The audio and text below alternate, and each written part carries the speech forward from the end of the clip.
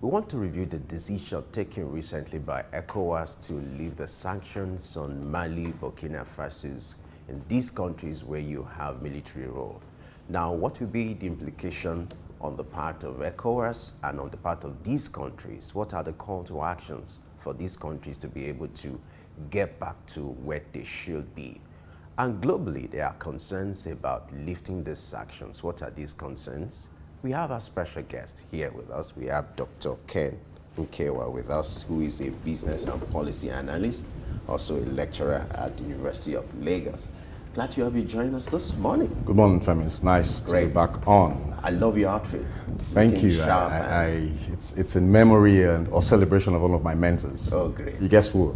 Larry King. Oh. Good to know. Good morning. Morning, blessing. Nice seeing you again. Happy New Month. I wish you the same. And does your look, apart from it being in celebration of the memory of Larry King, having to do with it being a new month, you wanting to look new?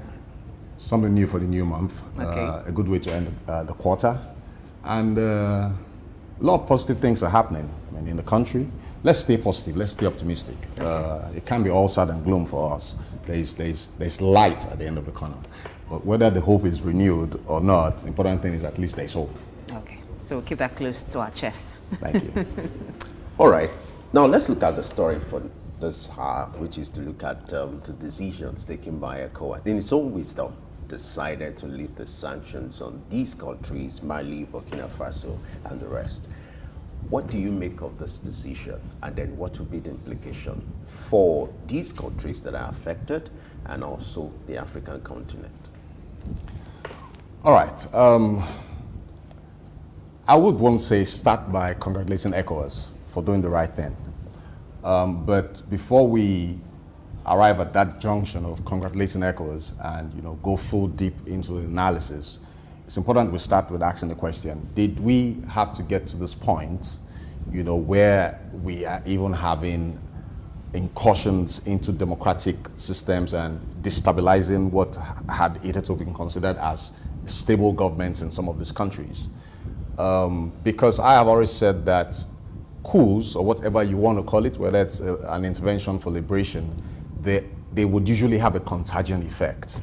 And so it happens in one country, and the neighboring country wants to pick it up, and then they begin to build a new dominant ideology around it.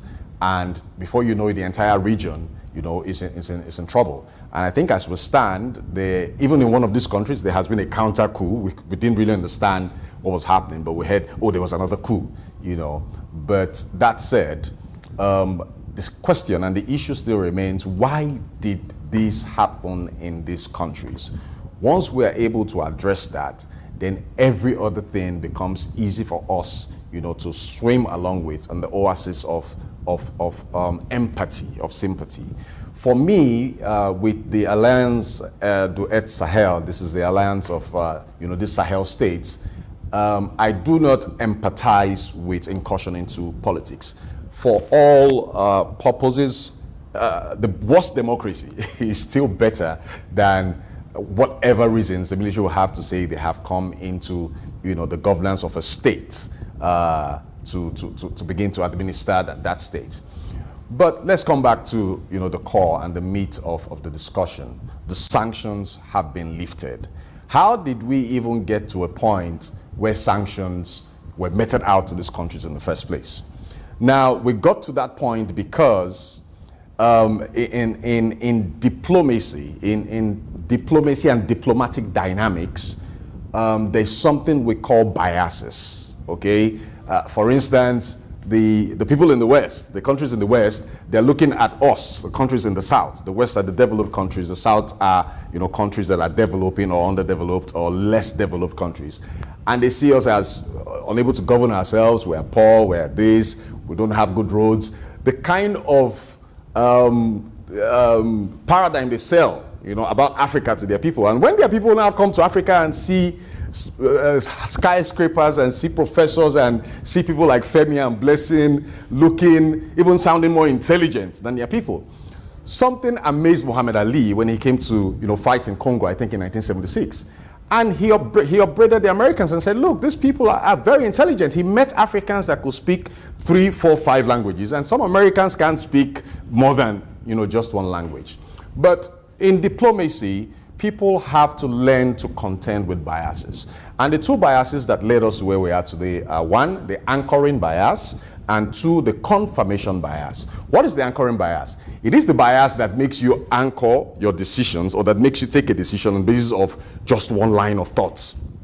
Oh, these people have incurred, these people have disturbed democracy, sanction them, go and invade them, go and push them out. So you are anchored on a stream of thought that is, for me, pathetically driven by institutions in the West. Because not just a few days after that incursion into politics, Macron came, he met with the Ecowas president, and the next thing we said there was going to be an invasion. Number 2 is a confirmation bias. When you take decisions to confirm what you believe in, what is your dominant, paradigm, what is your dominant ideology, you take actions in that direction. So what we saw was decisions that were taken in the direction of anchored bias and confirmation bias. But now we have come back to the table to realize that was there a good reason for these people to have taken the decisions they took in their country to stop what was going on and to reset and reorganize their country? Yes. And how can we best handle this situation is through diplomacy, coming to the table. And coming to the table begins with lifting the sanctions and giving them at least the opportunity to breathe. All right, according to ECOWAS, the sanctions are lifted on humanitarian grounds amidst the tensions in these countries. But lifting the sanctions now, do you think it's coming too late? Because these 3 countries have said they pulled out of ECOWAS: Mali, Niger, Burkina Faso. All right, so that will appear to be a contradiction. Because how can you be lifting a sanction off the shoulders of people that have said, we don't want to be friends with you anymore? But you see, as we evolve in democratic relations, we discover that in the 21st century, no country is insignificant. In psychology, we have what you call the insignificant order. So you can't look at a Comoro Island. You can't look at, we saw that happen in the last football fiesta, where we had the underdogs. And the underdogs came to the Nations Cup and disrupted everything. Some of them were almost, swinging their way into the finals. So there are no underdogs anymore in diplomatic relations. And what has just happened is a message, to us to say that, okay, we recognize your importance as, concrete parts of the West African bloc. Even if you say you don't want to be part of ECOWAS anymore, you are one of us. We have said on this, show that, on this program, that Niger, Mali, and some of these countries, they produce for us, especially Nigeria, a first line of defense against intrusion of terrorists, of bandits coming down through the Sahel. So when you now come and say you don't want to have anything to do with such countries, it is to the detriment of ECOWAS member states to even say, okay, we exercise you from our midst and we can trade with you, we don't want to have anything to do with you. So in diplomacy, we speak a lot of English, a lot of grammar. We say it's on the basis of humanitarian ground. I don't believe that is the issue. I think those of us that have now decided that, no, these sanctions are not right, they are not prime, they are not proper at this point in time, it is in our own interest that we have lifted those sanctions and allowed these people to come back into the fray so that we can now have a proper basis for discussion. And I think I want to thank ECOWAS, and I believe that the President of the Federal Republic, he must be watching this program, because we did say on this program that that's not the best way to go. Open the doors to diplomatic talks, bring them in, and have a timeline. Let them discuss with member states what they intend to do for their countries and how they intend to restore their countries back to democratic rule. And I think they have answered, they have heeded. So it is kudos to Souqnews, and it is kudos to ECOWAS. All right, still talking about ECOWAS, the decision to place this sanction in the first place, let's revisit it. Do you think at that point ECOWAS had another option? And what are the lessons, looking at how these has played out in a few months as regards this sanction, and now that ECOWAS will have to make a U-turn? What are the lessons? And then do you think in the first place ECOWAS had another option apart from putting a sanction on these countries? That decision was a force majeure. It was a decision that was taken on the basis of, I would say, duress, because we know what transpired. I mean, we know how meetings were held between some countries in the West and, you know, some leading countries down in the West African bloc, and immediately we heard, we're going to invade. You can't just invade a country. And that decision, in fact and indeed, was to the benefit, you know, of the Sahel states, because what it ended up doing was to bond them together, and now they're even having economic bonds. They're thinking of pulling out of the, you know, French franc or West African franc monetary union. I think it's called the Ecowas, the Economic Monetary Union. They're pulling out of that, and they are thinking of forming an economic bloc where they can even have a single currency. They are exploring those options. Now back to the core of the question. Did ECOWAS have options? I think the first thing is that decision was one decision too fast, too early. Too fast, too early. And the major lessons we can learn from that is this. Our leaders, our African leaders, must begin to learn to think independently. Because you question the degree of intelligence, the intellectual capacity of leadership in Africa when decisions are taken. And we see this in every nook and aspect of Africa, every nook and cranny of Africa, and in every aspect, in every facet of our socio-economic and socio-political lives. Okay? So for instance, you bring it down to economics. And this is one of the things that these chaps in the Sahel states are fighting for. You take a decision on our behalf. You take a decision on behalf of how much we can sell our resources to you. You take a decision on who can deal and trade with us. And we are saying no. And so you find the ripple effect coming back into Africa. We are ourselves behaving like our colonial masters. So I think the take home from all of this is that we should not take decisions on the basis of duress. We should involve and engage in strategic thinking before we take actions, especially actions that have multiplier effects politically, economically, socially, and otherwise. That, for me, will be the take home from what went wrong, which we are now trying to make, to go right. So bringing them to the table now means we can sit them down and talk and insist that democracy is an ideal form of governance for any African nation. That's what we want. So what is your plan to return your countries back to sustainable, dependable, and productive democratic rule? That's it. We need to have an SDP in governance in Africa. Democracy must be sustainable, democracy must be dependable, and democracy must be productive. A democracy that reinforces poverty of people, a democracy that reinforces subservience of nations to Western nations, a democracy that reinforces the inability of African countries to lift themselves away from being peripheral countries or being semi-peripheral countries to becoming core nations. It's not a democracy that should be tolerated or accepted in Africa. That's my take on that issue. All right, bringing these nations back to the table to discuss with the ECOWAS, is that a possibility? Because remember that they have just quit the bloc. Now, this decision to remove the sanctions that was placed on them is also aimed at that, bringing them to rescind their decision. Is there a possibility in that?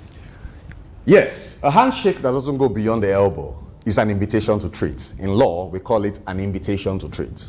That's, okay, so let's shake hands. I'm inviting you, let's discuss, okay? So I believe that these steps that have been taken in the last 1 week or thereabout is a good handshake.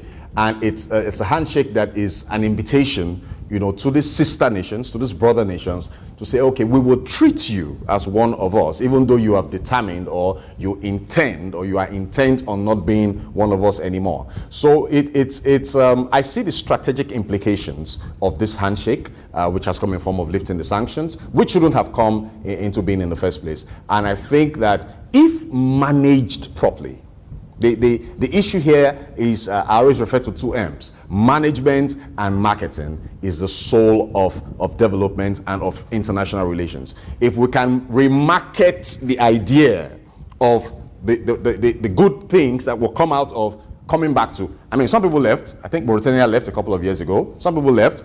And again, Morocco was even trying to join and, be an associate of ECOWAS. So there must be something good that comes out of ECOWAS. And it's not all, bad. It's not all quarrels, it's not all the differences. I think that there's more that could integrate us as far as the ECOWAS or the calculus of ECOWAS is concerned than differentiates us. So the handshake is good. We've lifted the sanctions. It hasn't gone beyond the elbow. Nobody's threatening anybody anymore. It's a good invitation to treat. I think what is now left is the burden on the Sahel states to sit down and have some considerations and make fantastic decisions in the interest of their people. And I want to believe that they are watching wherever they are, in Mali, in Burkina Faso, and we are appealing to them to please come back. We are better together, we are stronger together than we would ever be if we were divided. All right. Now, at the time that Niger, the coup in Niger happened, and then ECOWAS wanted them to return back immediately, it didn't happen, and then ECOWAS had to come up with those sanctions. There were some foreign influences that were alleged to be underlying Niger's position, and even the position of these other countries towards forming their own alliance. Now, do you think that this olive branch that ECOWAS is extending is timed? So it's, let's see what happens. So if it happens that these three countries don't come to the table, they do not even take ECOWAS serious, is anything going to happen? Are we going to find ECOWAS revert to the position of imposing sanctions again? Okay, time heals wounds. You've done fantastically well to describe it as an olive branch, that has been meted out, to these countries. In my own views and analysis, I do not expect that they would overnight decide to just come back, into ECOWAS that way. We need to look at the core of the issues on the matter. Okay, we need to look at the core of the factors, the raison d'etre, why these countries took the decisions they took, why the armies in these countries took, why the young boys, I like to call them, took the decision they took for the future of their unborn generations. And for those issues, those core issues to be settled, honestly, Blessing, honestly, Femi, it will take time because they need to restructure their country economically. They need to restructure the DNA of the cultural fabric of their country, okay?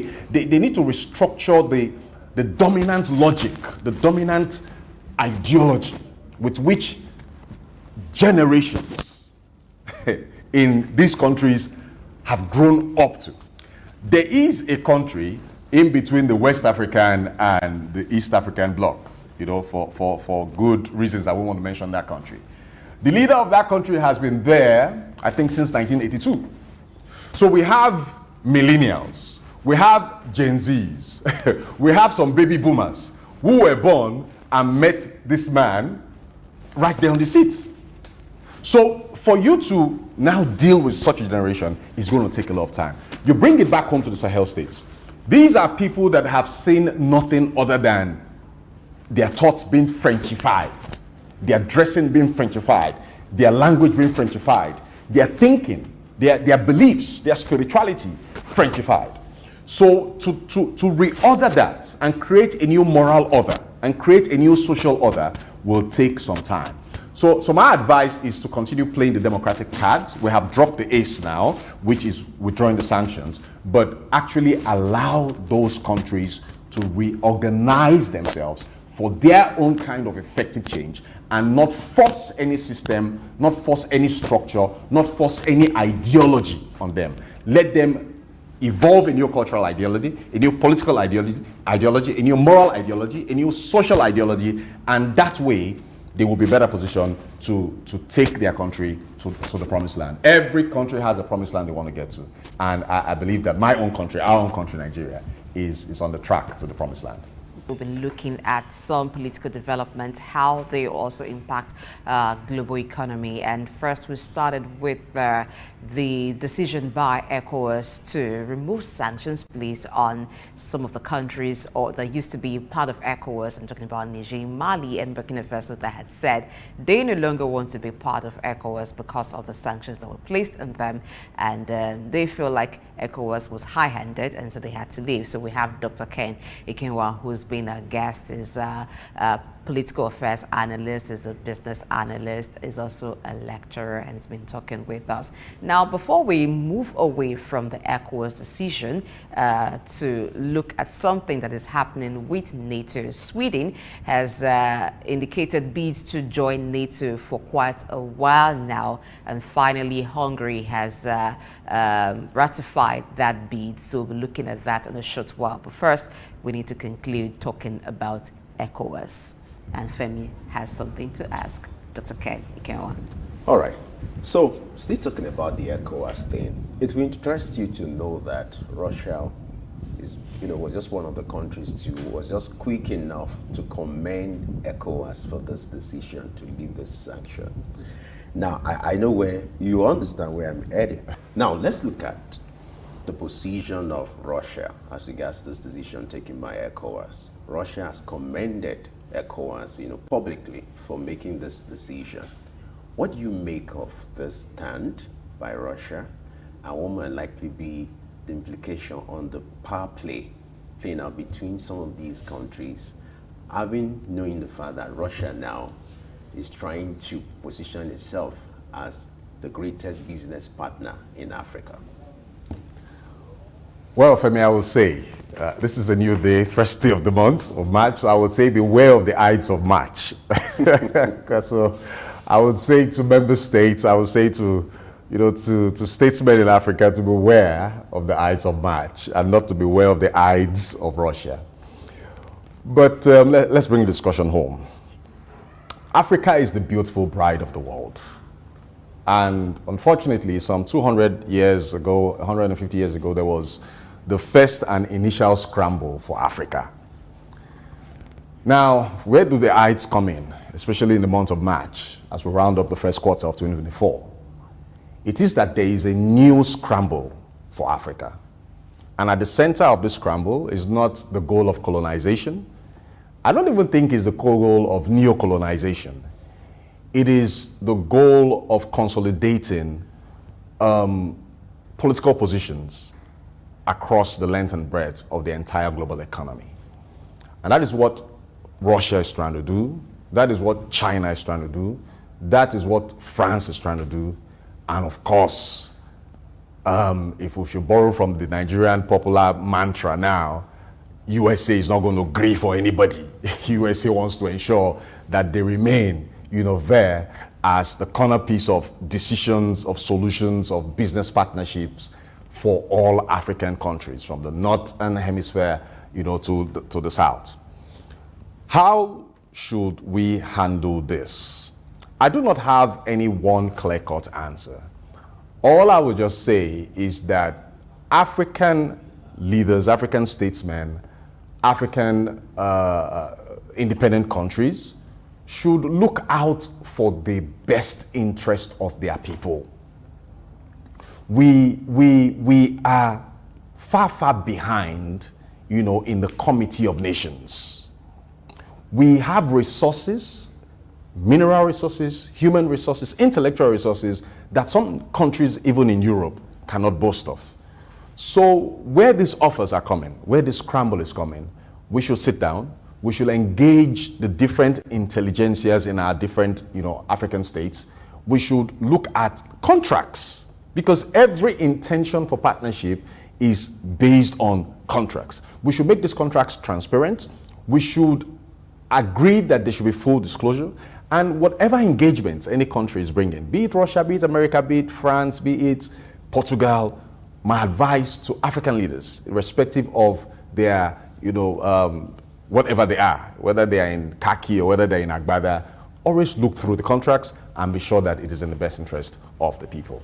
That way, we can keep in check the possibility that Africa and African countries will be recolonized again.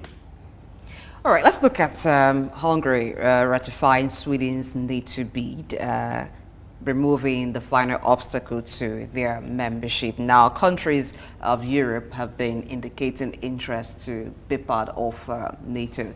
So how do you see this, NATO receiving more members into its fold and even its role?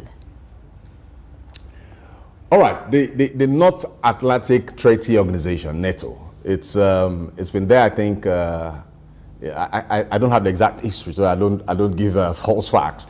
But I think it was something an idea that was floated. I think after the World War II, or thereabout, and it's a treaty that brings together countries in the West, and with America being the anchor of that treaty, and with Donald Trump, the popular Trump, claiming that America pays too much. Too much, so much, to be able to fund NATO and keep it going.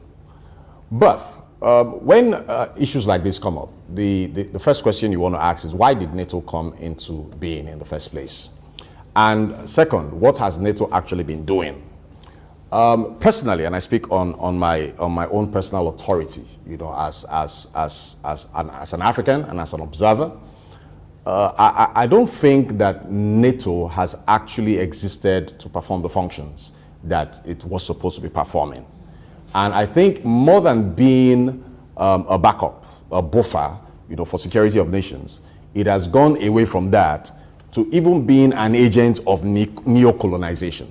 And what do I mean? And I say this without any degree of cowardice. What NATO did in Libya is on ground. History records it.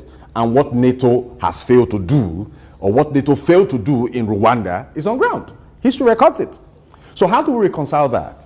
All right, coming back home to Africa. But let's leave Africa. We have a lot of problems and we have a lot of prospects. And I know that your generation, my generation, our generation will fix Africa and make Africa, put Africa on that pedestal of greatness. Again, let's come back, to NATO and Sweden.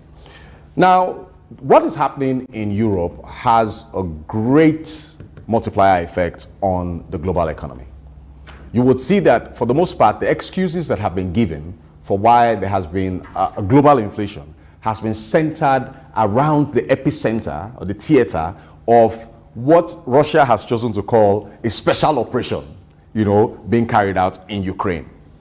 So a couple of nations are sitting back in Europe to say, look, if Ukraine, that is a sister nation in tongue, sister nation in culture, with a big country like Russia, could be treated this way, it means that we need to have some buffer in terms of security to avoid this happening to us.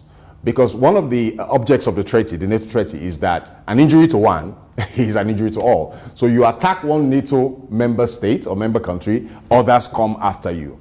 So we can now understand, I would say again, the raison d'etre, the reason and the basis for which Sweden and even Ukraine has been fighting tooth and nail to become part of the NATO bloc. What comes out of that? I think it is important that we do not plunge the world into another nuclear crisis and into another global economic crisis that will make life harder, for people, more than what we're experiencing, down through Europe into Africa and to other parts of the world. So for NATO being accepted in, well, I was hoping to hear that it was even Ukraine that would be accepted in. But I think some member countries know the implications of having Ukraine coming in. Yeah, so I think especially Hungary and I think especially Turkey has stood against the possibilities of bringing in Ukraine, as it were. Because the real thing is that we must not fail to emphasize the politics behind NATO and the worry that drives the dominant ideology in Russia. Now, Femi, we're guys, so let's talk as men. Let's judge all, and respect the lady, If you and I were sharing a boundary, for instance, and you heard that I was bringing some dangerous weapons, just behind your boundary where you farm, you have your plantation, and I have my plantation, how would you feel about that? Would you feel secure?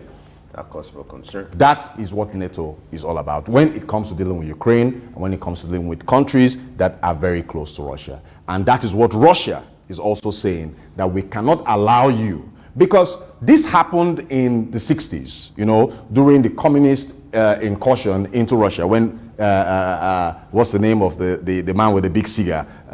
Fidel Castro, invaded. I called it, I think it was, I forgot what they called it then, the invasion of the Gay of Pigs, or something, invaded and took over the country's governance and, turned it into a communist state.